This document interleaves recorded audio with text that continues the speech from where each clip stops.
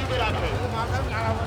আমার এক মা এখানে এসে 10 টাকা দিলেন, হে পাগল তুমি আমার মায়ের মঙ্গল করিও।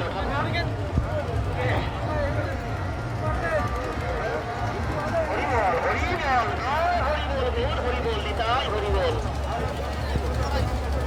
আর কেউ তো কারণ এ কথাটি সত্য ভাবিয়া দেখুরে মন তুমি জানিত কিন্তু কারণ এ কথাটি সত্য ভাবিয়া দেখুরে মন তুমি জানিত।